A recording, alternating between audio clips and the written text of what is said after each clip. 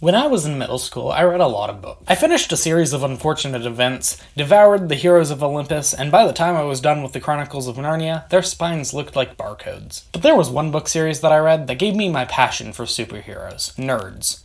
I read and reread the first 3 books in that series so many times as a middle schooler. While my friends wished to be whisked off to Camp Half-Blood, I was there hoping to find out that I was special and could be augmented with nanotechnology. But alas, 'twas not to be, and I grew up. I got more into sci-fi and fantasy, with Ender's Game and Pendragon and the Rangers book taking up my high school free time.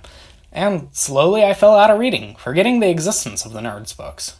That is, until a couple weeks ago, when I saw this book at my local Goodwill. It all came flooding back. The powers, the drama, the betrayal! I snatched it from the shelves, and I knew I had to read it. And so I did.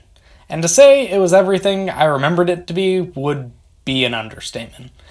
Everything I remembered was there, but there was more too, and I'm not too sure that's a good thing. As I read the book, I realized, wow, these characters are a lot more mean-spirited than I remembered. And wow, these descriptions of nerds are kind of making fun of autistic people. There are parts where the narrator just spends paragraphs at a time talking about how awful these nerds are, calling them dweebs, spazzes, goobers, gomers, goofballs, and freakouts, describing their existence as an infestation. And with this being a 2009 pre-nerd culture world, this book feels extremely mean to nerds, and anyone who has the misfortune of becoming a nerd. However, I didn't read this book before nerd culture went mainstream.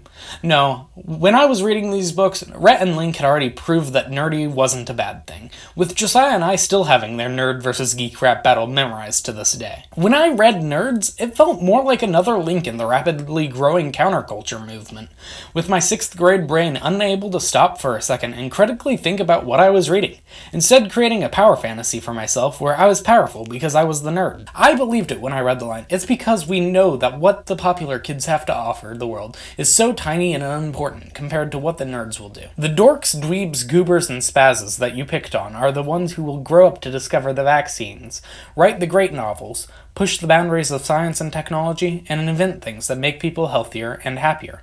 Nerds change the world." That line, despite ableist language, was the turning point in the book, of the main character understanding what it took to be a nerd. And while there's no way I could quote it off the top of my head, I believe that I would be one of those people who would achieve greatness. It got me through some rough social situations.